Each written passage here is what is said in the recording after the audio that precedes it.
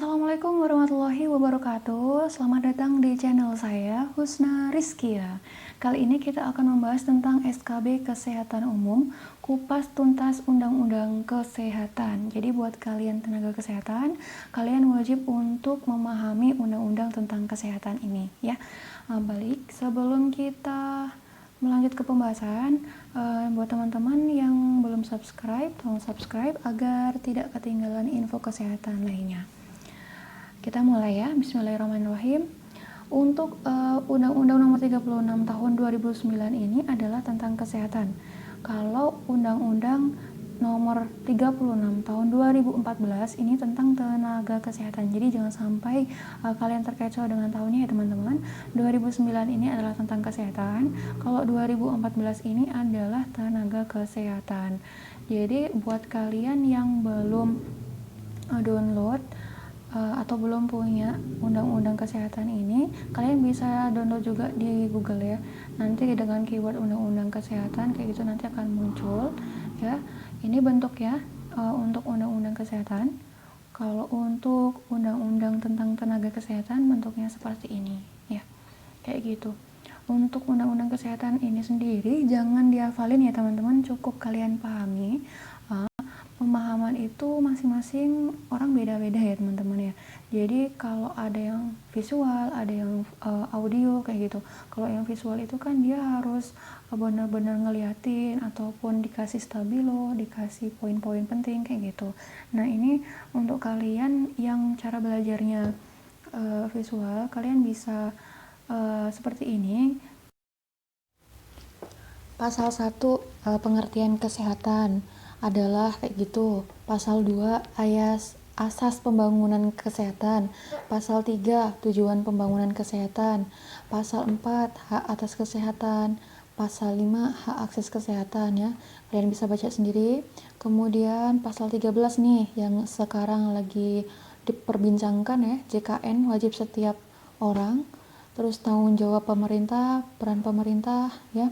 Terus di sini ada pasal 2728 hak dan kewajiban nakes STR, pasal 46 UKP dan UKM. UKP itu singkatan dari upaya kesehatan perorangan yang bekerja di dalam gedung ya, kalau di puskesmas.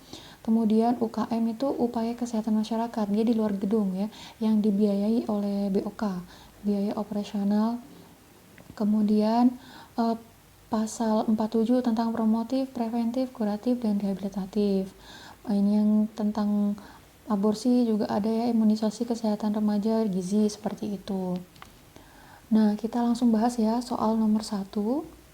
Sesuai Undang-Undang Nomor 36 Tahun 2009, keadaan sehat, baik fisik, mental, spiritual, maupun sosial, yang memungkinkan setiap orang untuk hidup produktif secara sosial dan ekonomis adalah pengertian dari A. Fasilitas pelayanan kesehatan, B. Kesehatan, C. Keseimbangan, D. Sumber daya di bidang kesehatan, dan E. Pembekalan kesehatan. Jawabannya adalah yang B. Pembahasannya pasal 1 ya. Kesehatan adalah keadaan sehat baik fisik, mental maupun sosial yang memungkinkan setiap orang untuk hidup produktif secara sosial dan ekonomis. Jadi kata kuncinya di sini ya teman-teman, keadaan sehat ya, namanya kesehatan berarti keadaan sehat ya. Nah, sedangkan yang untuk fasilitas pelayanan kesehatan ini kata kuncinya adalah alat atau tempat. Namanya juga fasilitas pelayanan kesehatan ya. Jadi dia adalah tempat yang digunakan untuk menyelenggarakan upaya kesehatan kayak gitu.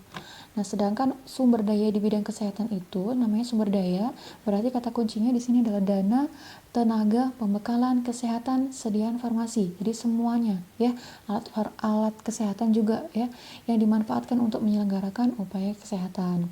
Kemudian untuk pembekalan kesehatan ini adalah semua bahan dan peralatan yang diperlukan untuk menyelenggarakan upaya kesehatan. Seperti itu. Kita lanjut. Nomor 2. Suatu kegiatan dan atau serangkaian pelayanan kesehatan yang lebih mengutamakan kegiatan yang bersifat promosi kesehatan merupakan pengertian dari A. Pelayanan kesehatan kuratif, B. Pelayanan kesehatan preventif, C. Pelayanan kesehatan promotif, D. pelayanan kesehatan rehabilitatif, dan E, pelayanan kesehatan tradisional. Jawabannya adalah yang C, pelayanan kesehatan promotif. Nah, ini kata kuncinya di promosi kesehatan ya teman-teman. Kalau dia promosi kesehatan berarti dia pelayanannya promotif ya. Namanya juga promotif kayak gitu ya. Sedangkan yang kuratif ini adalah pencegahan. Preventif itu pencegahan ya kata lainnya. Kemudian kuratif, namanya kuratif ini adalah pengobatan penyakit ya, pengendalian penyakit kayak gitu. Sedangkan rehabilitatif ini adalah pengembalian atau mengembalikan bekas penderita ke dalam masyarakat sehingga dapat berfungsi lagi sebagai anggota masyarakat yang berguna untuk dirinya dan masyarakat semaksimal mungkin gitu ya. Sudah paham ya teman-teman? Nah, untuk yang kesehatan tradisional ini pengobatan, perawatan, kata kuncinya di sini pengalaman dan keterampilan turun temurun. Namanya juga tradisional ya teman-teman, kayak gitu ya. Nah, soal nomor 3. 1. Meningkatkan kesadaran kemampuan hidup sehat bagi setiap orang agar terwujud derajat kesehatan masyarakat yang setinggi-tingginya. 2. Sebagai investasi bagi pembangunan sumber daya manusia yang produktif secara sosial dan ekonomis. 3. Peri kemanusiaan, keseimbangan, manfaat, perlindungan. 4. Penghormatan terhadap hak dan kewajiban keadilan gender dan non-diskriminatif dan norma-norma agama. Berdasarkan di atas, manakah yang termasuk tujuan dari pembangunan kesehatan? A. Nomor 1, B. Nomor 2 dan 1 dan 2, C. Nomor 1 dan 3, D. Nomor 2 dan 3, dan E. 3 dan 4. Jawabannya adalah yang B. Pembahasannya di pasal 3 ya teman-teman. Tujuan dari pembangunan kesehatan itu adalah nomor 1 dan 2. Jadi meningkatkan kesadaran kemampuan hidup sehat bagi setiap orang agar terwujud derajat kesehatan masyarakat yang setinggi-tingginya sebagai investasi bagi pembangunan sumber daya manusia yang produktif secara sosial dan ekonomis. Sedangkan yang nomor 3 dan 4 ini adalah asas pembangunan kesehatan ya, di pasal 2-nya ya. Kita lanjut nomor 4. Menurut Undang-Undang Nomor 36 Tahun 2009 tentang Kesehatan, setiap orang mempunyai hak dalam memperoleh pelayanan kesehatan yang aman, bermutu dan terjangkau. Merupakan isi dari pasal A. Pasal 5 ayat 1, B. Pasal 5 ayat 2, C. Pasal 6, D. Pasal 7, dan E. Pasal 8. Jawabannya adalah yang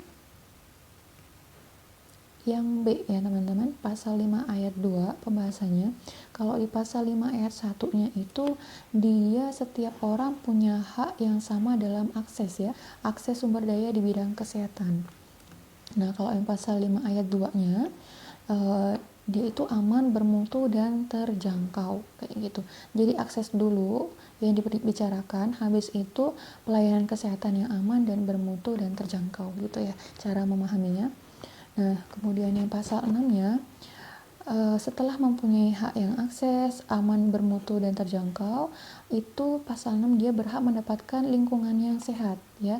Jadi dari akses, dari keamanan dan mutu dan terjangkau, habis itu lingkungannya.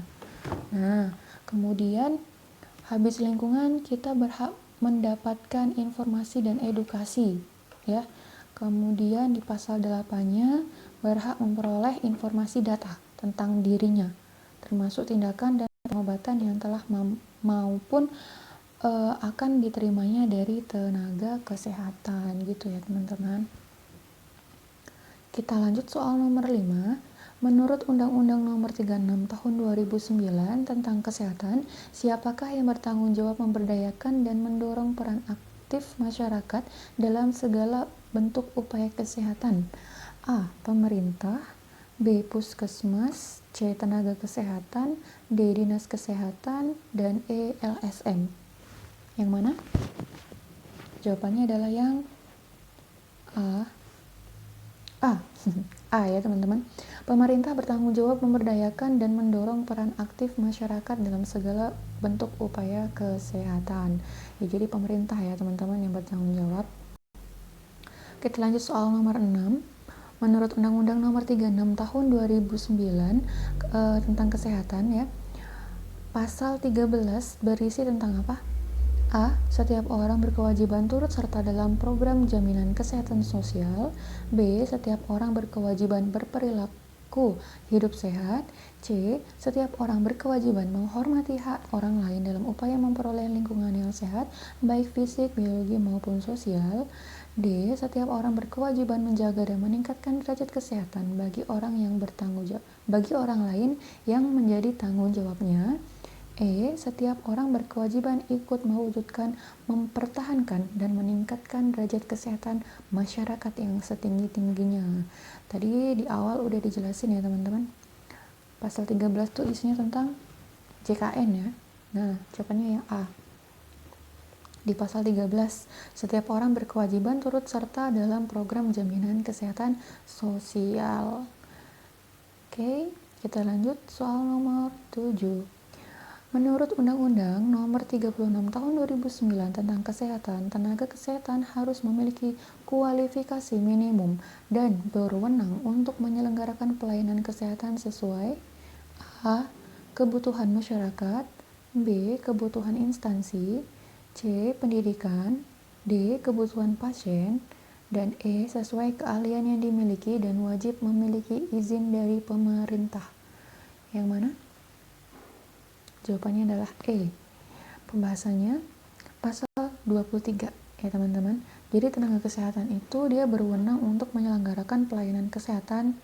Nah, pelayanan kesehatannya itu sesuai dengan bidang keahlian yang dimiliki dan wajib memiliki izin dari pemerintah ya teman-teman. Tuh. Kita lanjut ya soal nomor 8.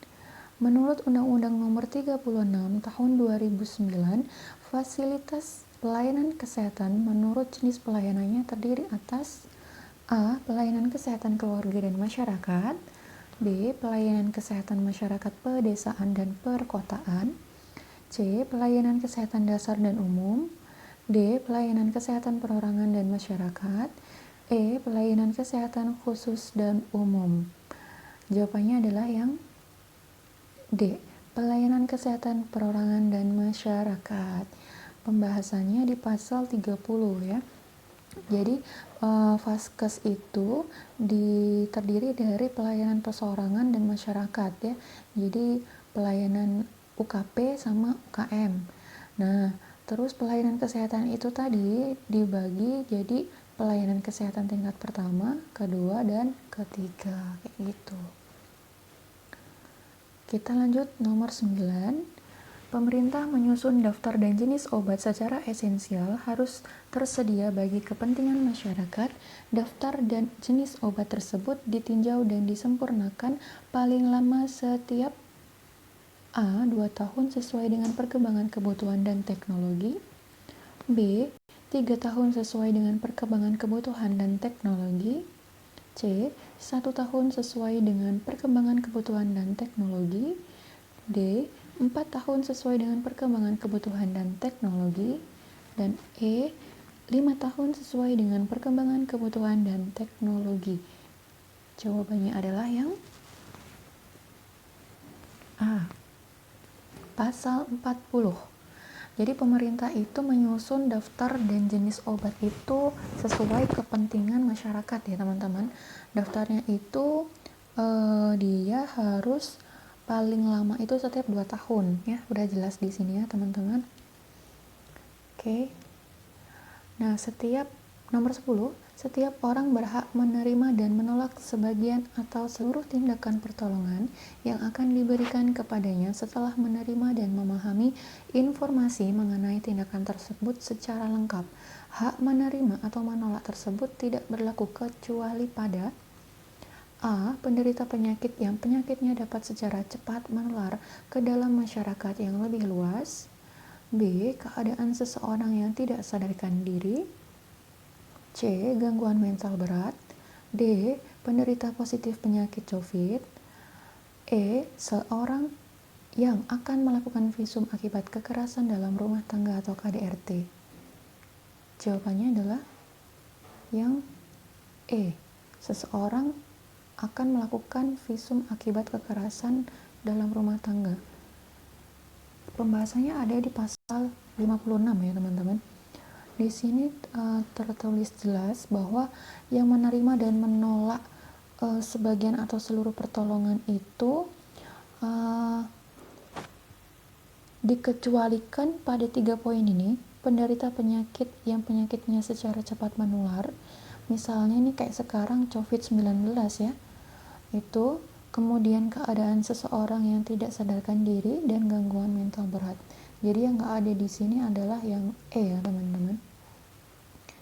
Ya, untuk pembahasannya kita lanjutkan di part 2 ya teman-teman.